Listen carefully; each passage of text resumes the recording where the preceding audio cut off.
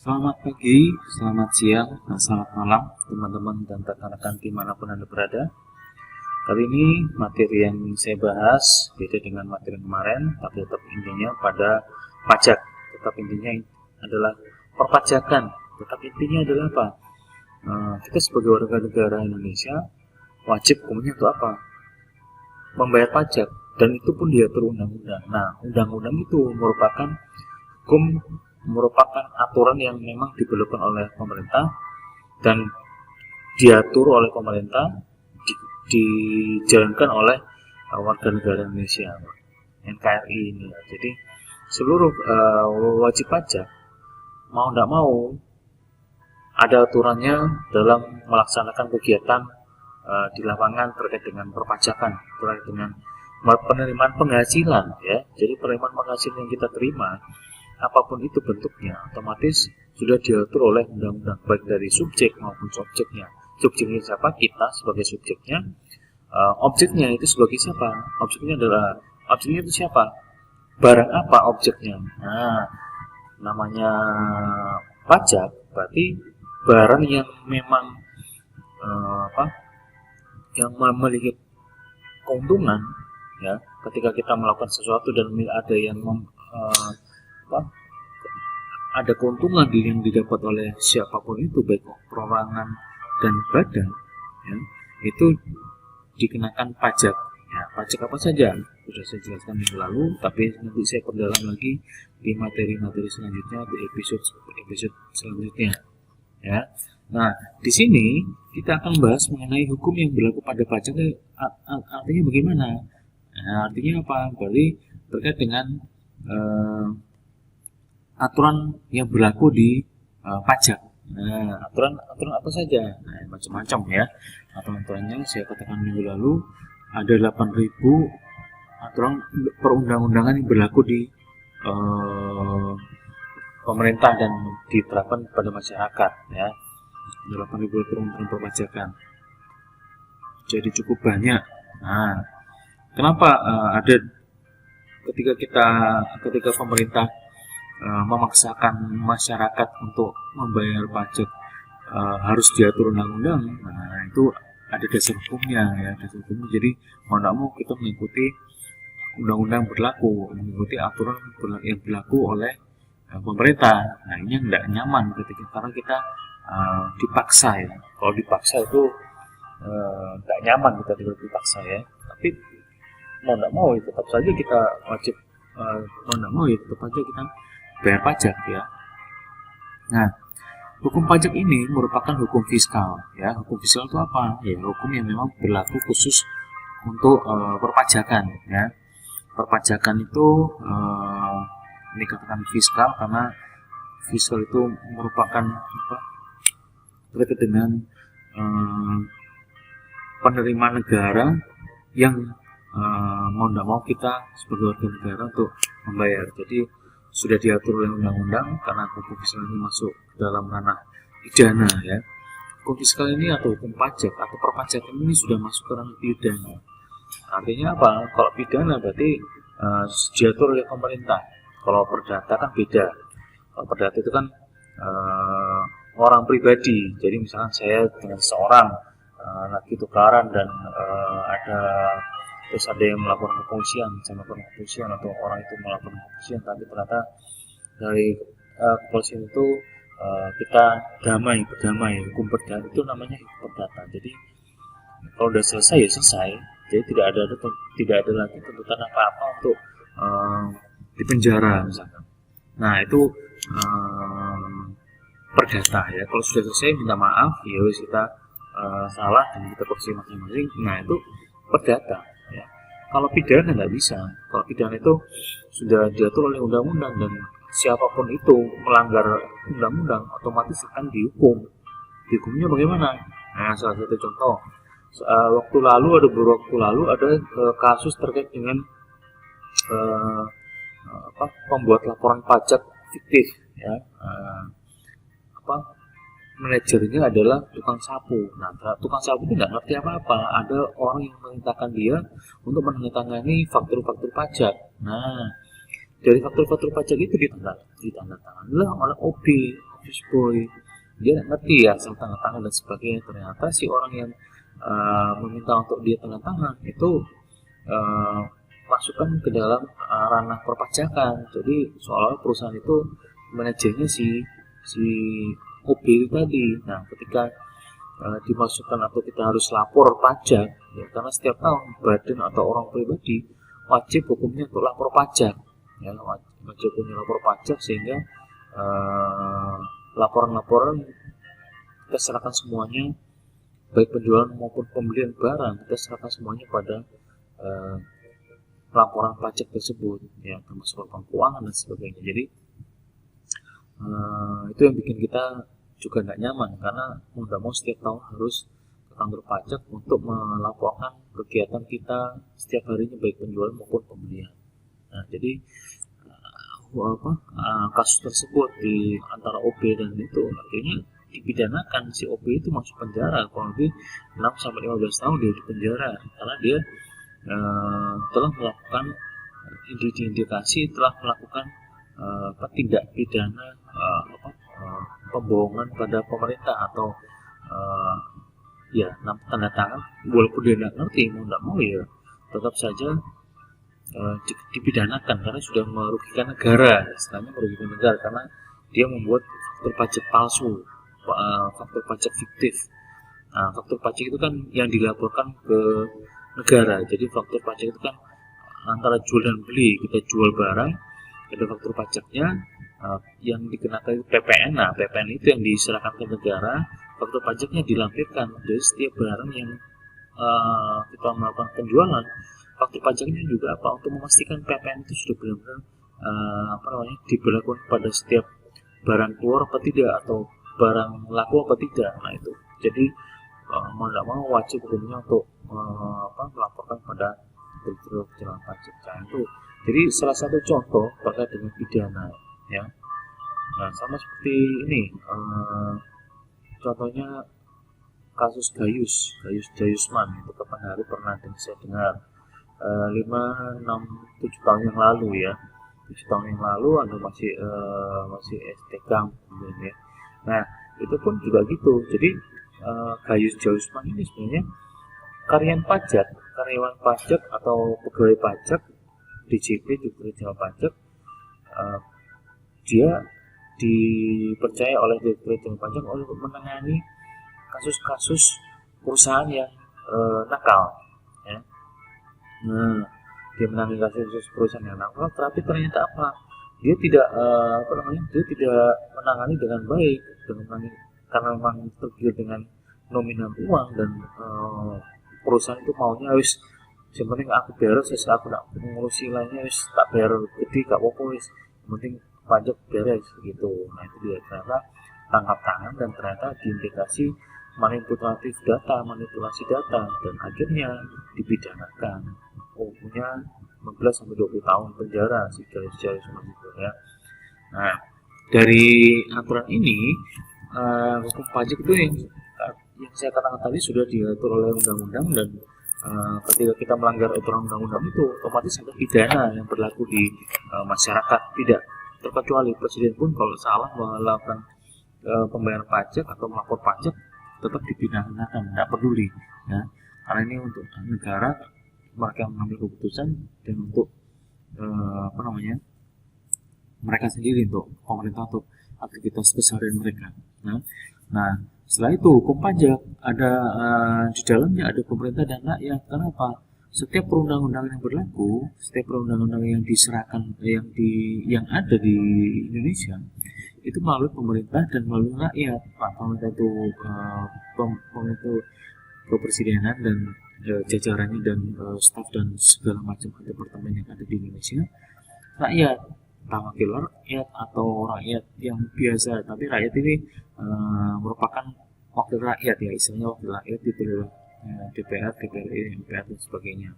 Nah, jadi aturan perundang-undangan itu ketika sebelum dilaunching pasti akan ada tahap-tahap mengulas undang-undang yang benar-benar ditujukan kepada masyarakat. Walaupun itu kadang sepihak, akhirnya kita kadang tidak nyaman dengan undang-undang, tapi ya itu yang dirasakan dan dipatuhi oleh masyarakat. Nah, hukum pajak itu dua macam.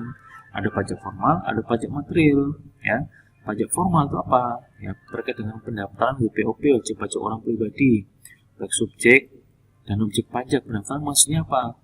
Terkait dengan NPWP. Nah, NPWP ini NPWP. Jadi setiap wajib pajak, setiap Anda masing-masing pribadi wajib punya untuk apa? Memiliki NPWP. Ini NPWP ya. Ini wajib punya untuk memiliki NPWP ya. Wajib. Jadi baik orang pribadi yang hanya bekerja sebagai karyawan maupun pelaku usaha. Ada NPWP pelaku usaha, ada UD, CV, PT. Masing-masing ketika kita melakukan aktivitas, otomatis mau mereka wajib punya menyertakan dengan NPWP. Ya. Jadi pendaftaran wajib pajak orang pribadi disertakan pada dalam ketika kita melakukan pendaftaran atau membuat NPWP.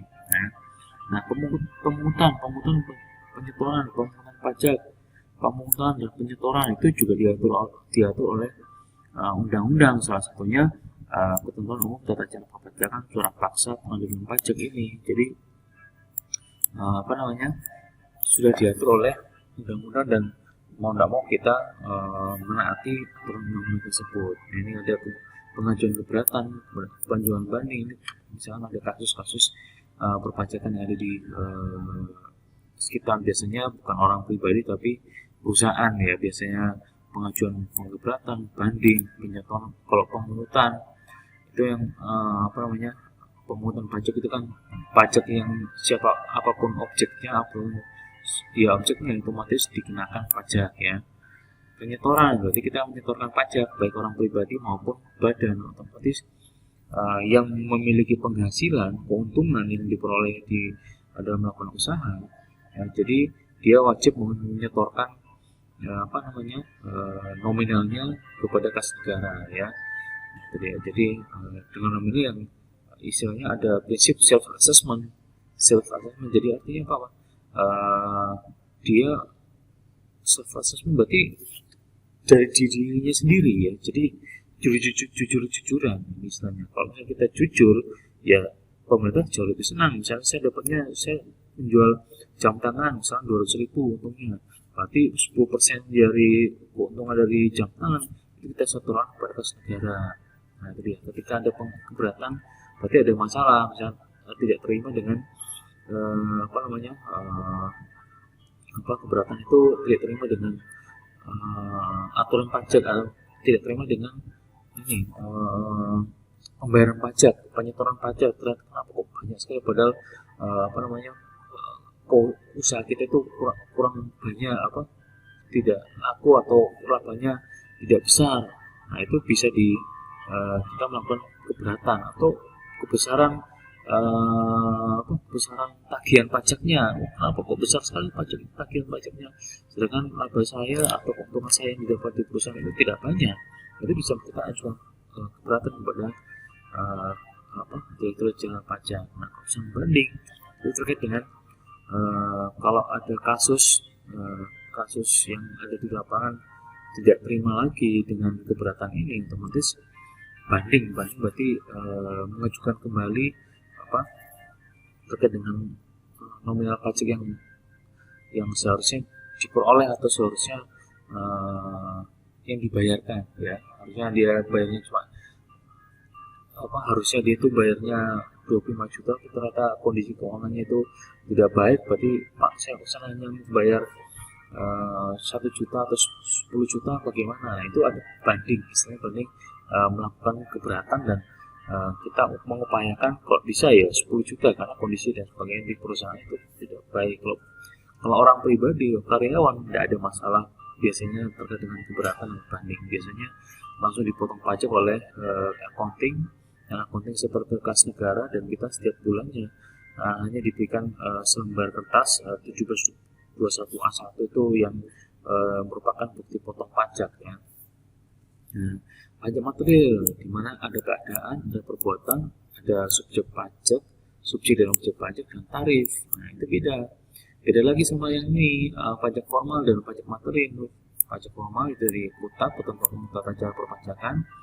Ketentuan umumnya ya saya mau kembali terkait dengan pendaftaran NPWP dan kepemilikan NPWP sebagai untuk apa sih sebenarnya NPWP itu dan sebagainya. Pajak moral itu terkait dengan aturan PPH 21, 22, 23, 24, 25, 26, semua macam-macam, pasal 4 ayat 2 dan sebagainya macam-macam. Aturan juga PPN dan PPNBM ya, undang-undangnya. PBB juga ada undang-undangnya ya. Pajak bumi bangunan. Ada juga lagi terkait dengan PHTP, biaya perolehan hak atas tanah dan bangunan itu juga diatur oleh undang-undang. Jadi seluruh tarif pajak yang ada 8.000 tarif pajak aturan perpajakan itu masuk ke dalam pajak material ya. Siapapun itu keadaannya, perbuatan dan sebagainya diatur oleh pajak material. Nah, sekarang lanjut terkait dengan falsafah pajak. Nah, ini falsafah pajak itu apa? Falsafah pajak itu terkait dengan dasar hukum kenapa adanya pajak ya. Kenapa adanya pajak. Jadi dasar hukumnya ternyata sudah diatur ketika kita adanya sebagai dasar negara ya, sebagai negara terkait dengan Pancasila. Nah, di dalam Pancasila berasas gotong royong ya, gotong royong untuk bersama-sama menyejahterakan masyarakat dengan melakukan pembayaran pajak kepada pemerintah ya. Nah, itu dia. Dan aturan undang-undangnya tadi saya sebutkan diatur oleh Departemen DPR RI. Nah, dan itu setelah itu ternyata falsafah pajak ini sudah ada di dalam Undang-Undang Dasar 1945 pasal 23 ayat 2 ya. Segala pajak untuk kegunaan kas negara berdasarkan undang-undang. Jadi sudah jelas di Undang-Undang Dasar 45 sudah jelas pasal 23. Segala pajak untuk kegunaan kas negara diatur oleh undang-undang ya, berdasarkan undang-undang dan diatur oleh undang-undang. Jadi antara Undang-Undang Dasar 45 dan pajak formil itu eksekusinya adalah pajak material dan pajak formal. Tapi dasar hukumnya, dasar hukum utama adalah dari Undang-Undang Dasar 45 dan peraturan atau ininya itu adalah pajak material ini ya. Nah, setelah itu terkait dengan fungsi pajak. Fungsi pajak macam-macam, ada fungsi untuk anggaran, ada fungsi untuk mengatur, ada fungsi untuk fungsi untuk stabilitas ekonomi, stabilitas harga kebutuhan pokok atau harga pom bensin dan sebagainya. Itu memang dikenakan pada fungsi pajak. Jadi fungsi pajak itu ada macam-macam, sudah saya katakan tadi. Ada fungsi anggaran, itu apa? Untuk karena di setiap tahunnya pemerintah wajib hukumnya untuk wajib untuk membuat rancangan RAPBN ya, rancangan anggaran pemerintah belanja negara ya. Jadi setiap tahun wajib hukumnya untuk melakukan itu.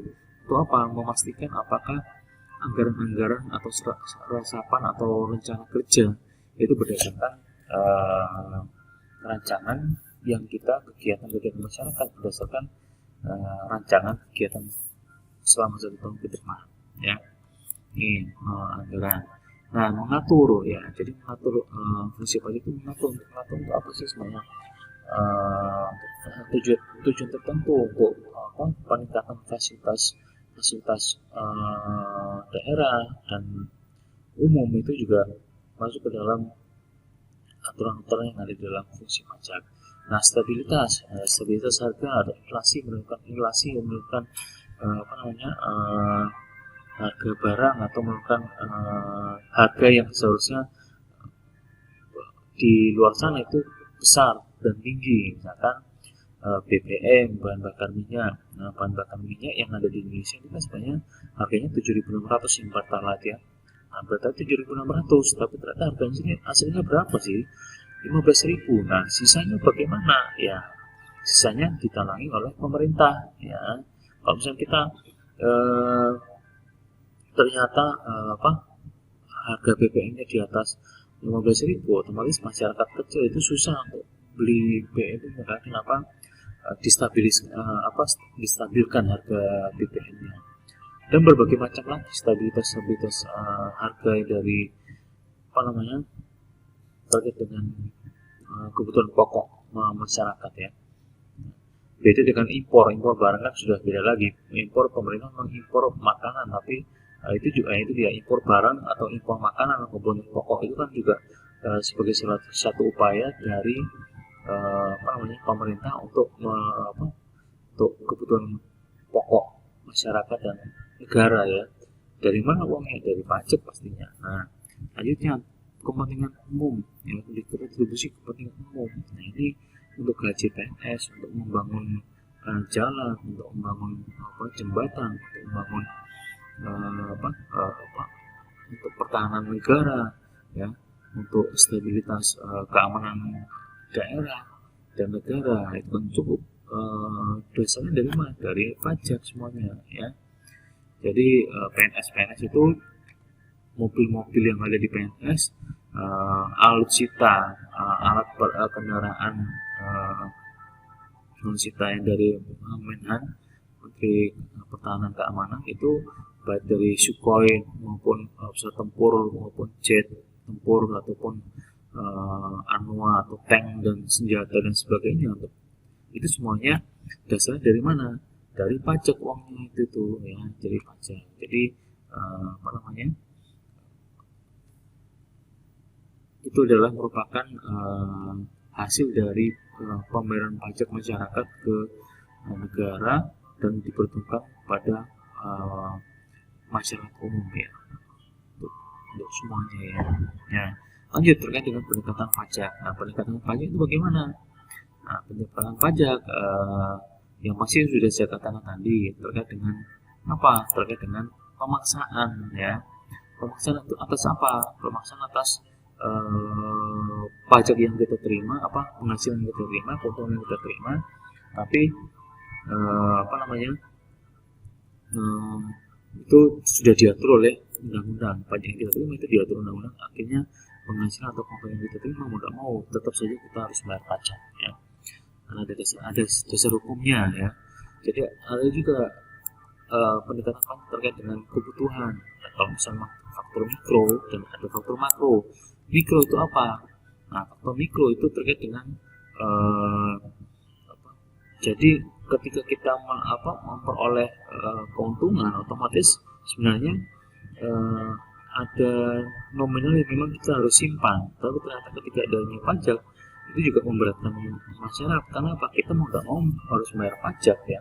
Pernah bermotor, pajak mobil bangunan, belum lagi pajak retribusi listrik, air dan parkir. Itu kan sebenarnya uang itu kan ngalir kan semua ke pendapatan negara ya, pendapatan daerah. Jadi itu yang memang di lain-lainnya. Kalau mikro ini artinya mengurangi penghasilan kita, mengurangi daya beli jadinya akhirnya. Mikro itu juga mengurangi kita pegang nominal yang besar ya dengan adanya pajak ya, karena dengan tadi saya sebutkan kebutuhan pokok itu sudah mahal, belum lagi kebutuhan biaya pajak yang lainnya. Nah, jadi itu juga akhirnya mempengaruhi daya beli masyarakat, mempengaruhi simpanan pribadinya kita ya. Daya beli masyarakat artinya apa? Wah, saya mau beli berhura-hura, saya harus bayar pajak nih, saya harus bayar parkir dan sebagainya. Itu perlu dipertimbangkan juga terkait dengan itu, kebutuhan pokok atau mikro ini tadi. Oke. Kalau makro, kebutuhan makro itu ya, jadi makro itu secara menyeluruh dan untuk negara. Jadi apapun terkait dengan keputusan pemerintah untuk makro itu semuanya salah satunya diberikan kepada masyarakat oleh negara ya. Jadi pajak diserahkan ke pemerintah, tapi diserahkan lagi ke kita ya. Nah, jadi sosiologi. Terus selanjutnya terkait dengan sosiologi pajak untuk masyarakat. Nah, memang pajak untuk masyarakat dan dipergunakan oleh masyarakat dan untuk fasilitas umum. Nah, satu lagi ada beberapa hal terkait dengan Selanjutnya terkait dengan sila Pancasila. Nah, Pancasila itu ada 5 sila, sila 1, sila kedua, sila ketiga, sila keempat, sila kelima. Nah, 5 sila yang ada di perpajakan itu yang ada di negara Indonesia sebagai dasar negara Indonesia mengerucut atau semuanya itu mengucu pada makro ini tadi ya, pada makro. Jadi antara sila 5 sila ini dan makro itu ada hubungannya untuk kesejahteraan umum, keadilan masyarakat, walaupun kalau dilihat banyak tidak adil dengan kondisi COVID seperti ini, tapi dasarnya adalah Pancasila itu untuk keadilan dan kesejahteraan masyarakat ya, walaupun ada sebagian yang belum menerima secara langsung keadilan dari pemerintah terkait dengan kesejahteraan dan hidup kehidupan di masyarakat ya, secara ekonomi maupun secara secara ekonomi maupun secara demografi itu belum manfaat ya. Itu dari saya, semoga aja bermanfaat. Kalaupun ada yang kurang berkenan, kurang kata-kata yang sekiranya menjadikan Anda pertanyaan, ya silakan saya tunggu di chat di grup atau di meet yang ada di nanti kita adakan meet ya.